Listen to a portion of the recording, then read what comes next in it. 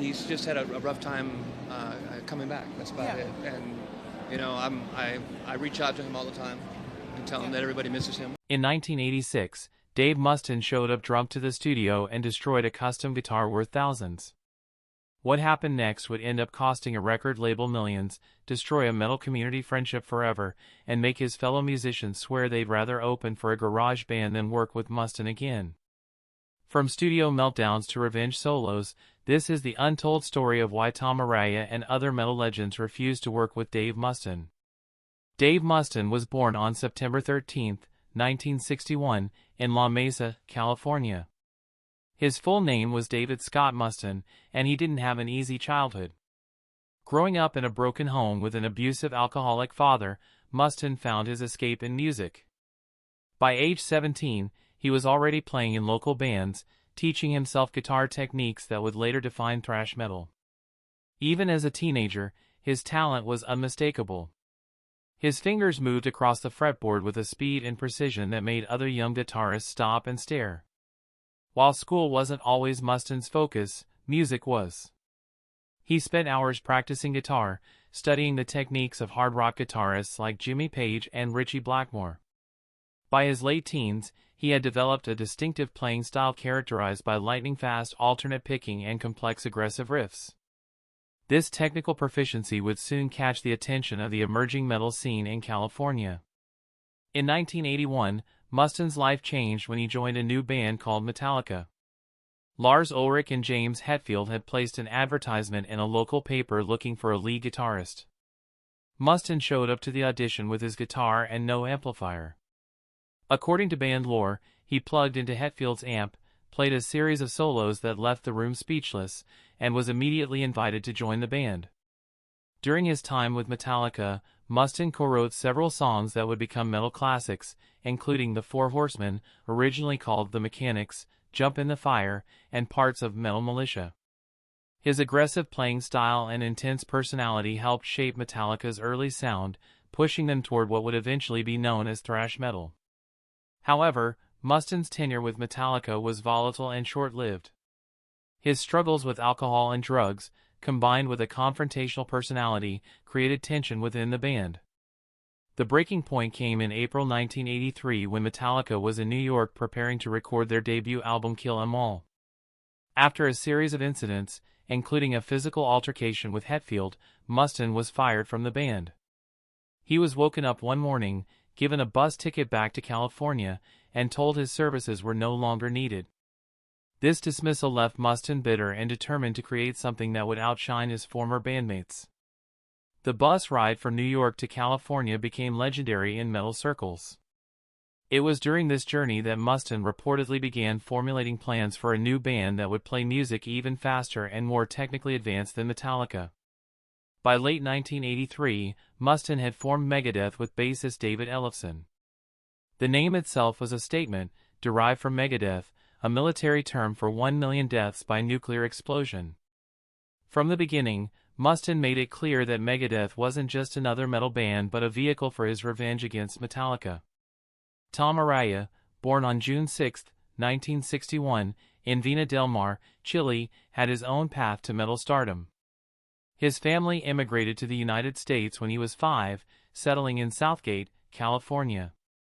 Unlike Mustaine, Araya came from a stable, hard-working family. His father was a worker at a leather tanning factory, and both parents emphasized the importance of education and hard work. Araya's entry into music came through his older brother, who played guitar and introduced Tom to bands like Black Sabbath and Led Zeppelin. Initially playing bass to accompany his brother, Araya quickly developed a passion for heavy music. While working as a respiratory therapist, a career he maintained even during Slayer's early years, Araya joined forces with Kerry King and Jeff Hanneman to form Slayer in 1981. By 1986, both Megadeth and Slayer had established themselves as pioneering forces in thrash metal. Slayer's album Rain in Blood, produced by Rick Rubin, was revolutionizing the genre with its unprecedented speed and intensity. Meanwhile, Megadeth had released Peace Cells, but Who's Buying, showcasing Mustaine's technical prowess and songwriting skills. The thrash metal scene, though competitive, was also collaborative. Bands often shared stages, influenced each other's music, and maintained friendships despite professional rivalries. This spirit of camaraderie led to discussions about potential collaborations between various thrash bands, including the idea of a split release or joint tour featuring Slayer and Megadeth. In late 1986, executives from both Combat Records, Megadeth's label, and Def Jam, Slayer's label, arranged a meeting at a Los Angeles recording studio. The proposed collaboration was ambitious, a split EP featuring new tracks from both bands, followed by a co-headlining tour across North America. For fans, this would have been the ultimate thrash experience. For the labels, it represented significant commercial potential. The meeting was scheduled for 1 p.m. on a Wednesday. Araya, Kerry King, Jeff Hanneman, and Dave Lombardo from Slayer arrived on time, as did the label representatives and studio engineers. Ellefson from Megadeth also showed up promptly, apologetically explaining that Mustaine was on his way. Hours passed, phone calls went unanswered. The Slayer members, known for their professionalism despite their aggressive music, waited patiently at first, then with growing frustration.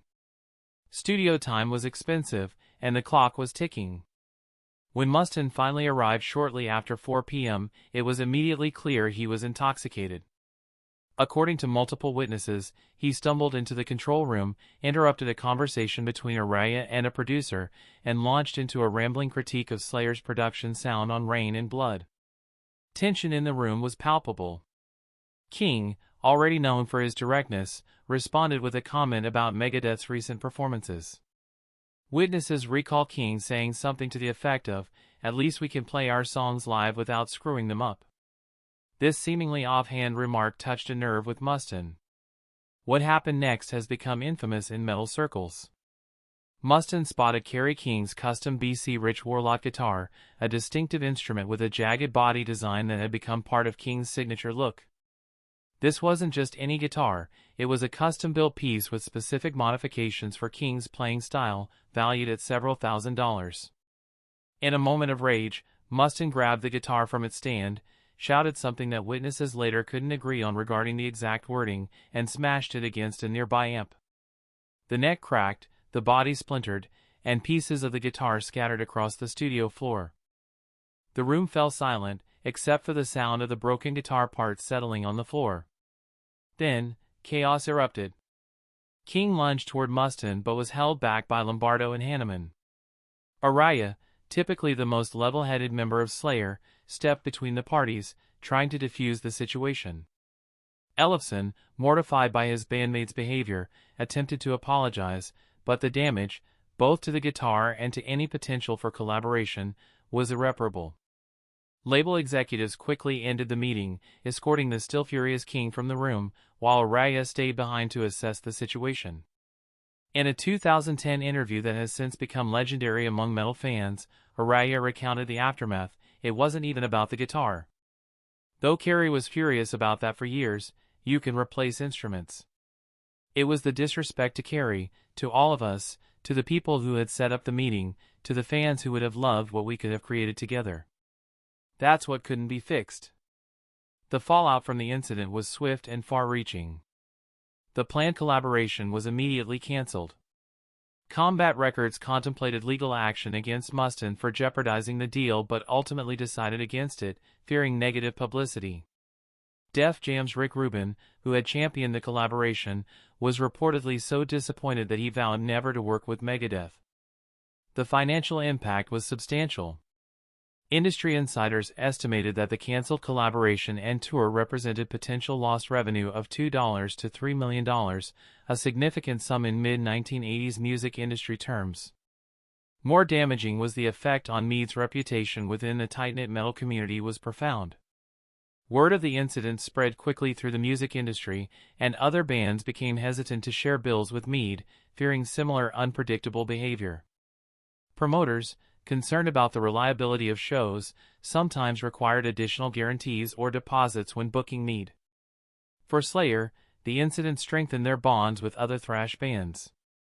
Kerry King, Hanneman, and Lombardo maintained close relationships with members of Metallica, Anthrax, and Exodus. These connections would later facilitate collaborations like the Clash of the Titans tour in 1990 and 1991, which notably did not include Mead on its European leg. Throughout the late 1980s, Maine's reputation as difficult to work with persisted despite Megadeth's growing commercial success with albums like So Far, So Good, So What, 1988, and Rust in Peace, 1990. Many in the industry kept their distance.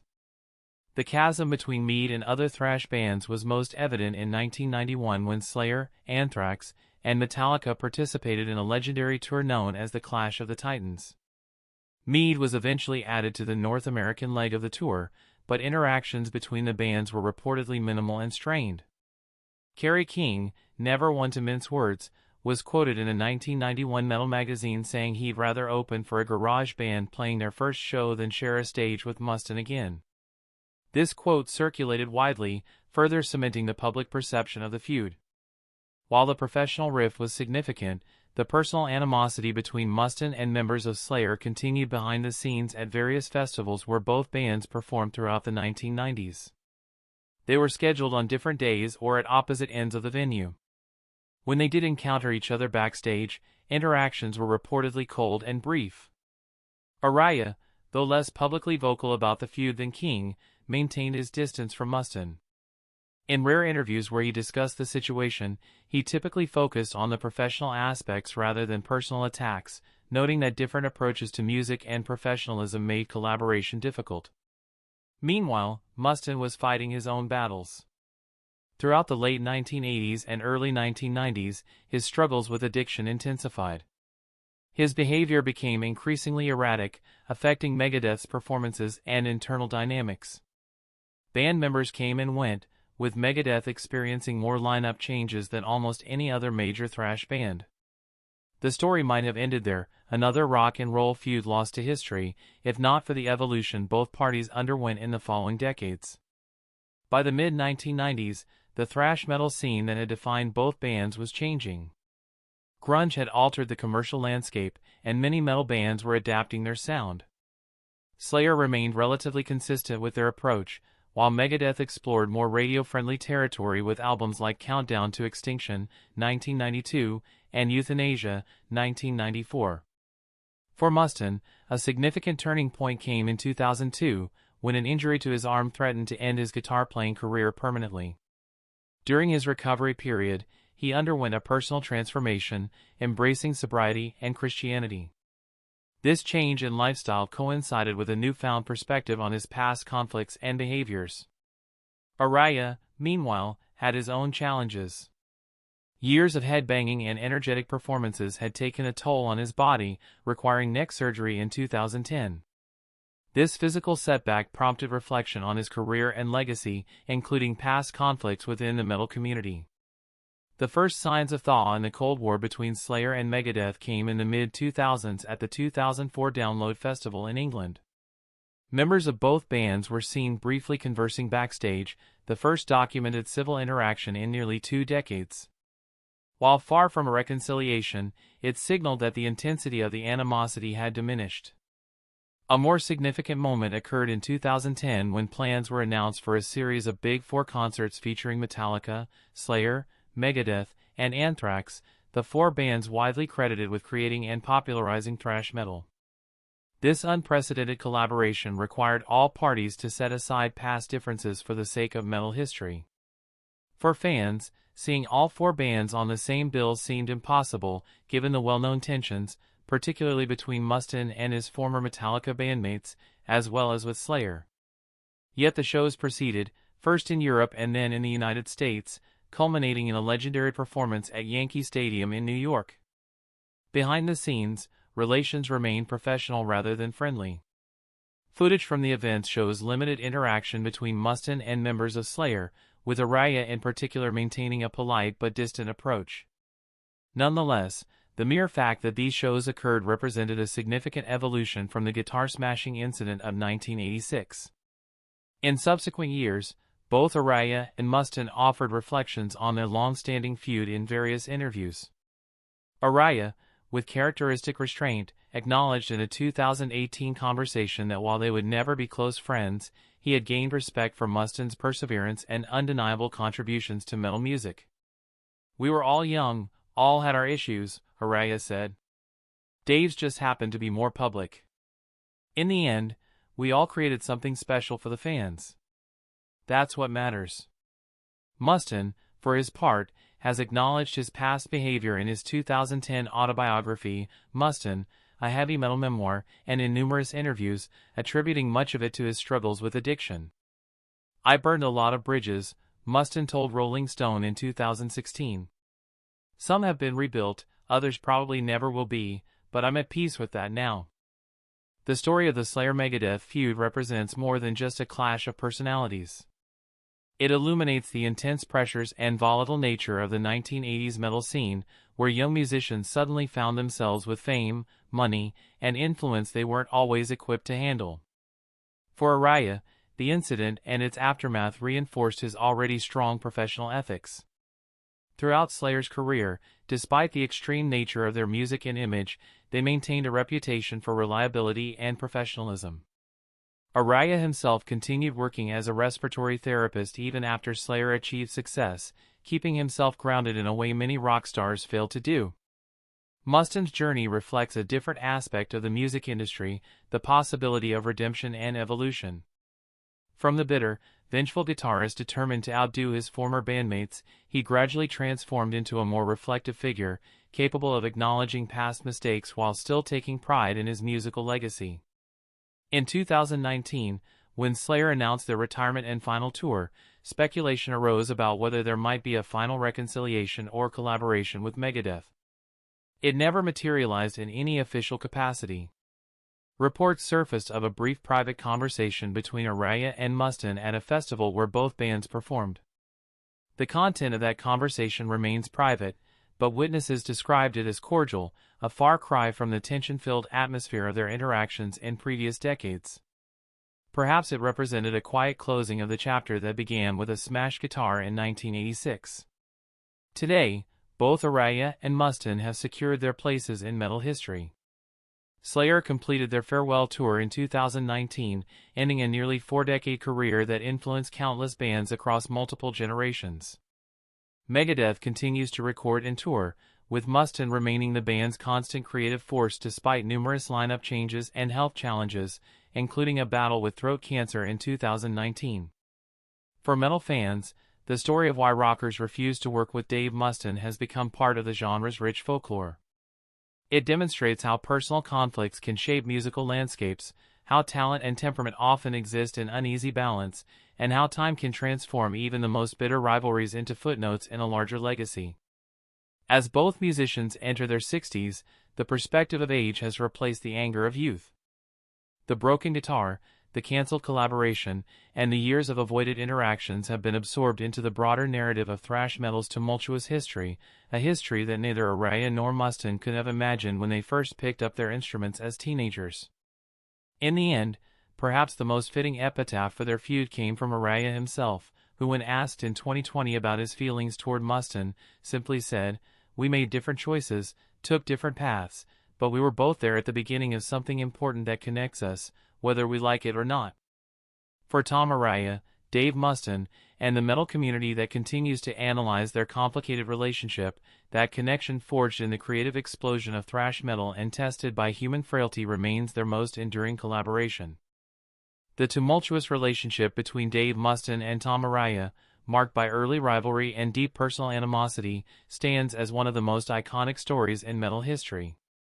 From Mustaine's fiery departure from Metallica to his destructive behavior that severed relationships with peers like Slayer, the path to redemption was long and painful. The infamous 1986 incident, where Mustaine drunkenly smashed Kerry King's guitar, symbolized more than just a moment of rage. It represented a deeper fracture in the metal community, a schism that took years to heal. Despite the immense fallout, Mustaine's journey offers a powerful tale of personal transformation. His struggles with addiction and erratic behavior gradually gave way to self-reflection and sobriety, leading him to find peace with his past actions. Araya, on the other hand, continued to exemplify professionalism throughout the years, even as Slayer navigated their own challenges. While their relationship never reached the levels of camaraderie that fans might have hoped for, both men came to terms with their past and the complex legacy they helped build. In the years that followed, particularly during the Big Four concerts and other brief moments of interaction, the metal community saw a softening of the animosity that once defined their relationship. Although both musicians acknowledged their differences, they also recognized the shared history that connected them, a history that transcended personal grievances. As they entered the later stages of their careers, both Mustaine and Araya understood that their paths, though divergent, were forever linked by the genre they helped shape. Ultimately, the story of their feud highlights the difficult balance between artistic passion, personal demons, and the realities of fame. Through time, the rage that once defined their interactions has faded, leaving behind the enduring legacy of thrash metal, a genre forged by their rivalry and, ironically, their shared contributions.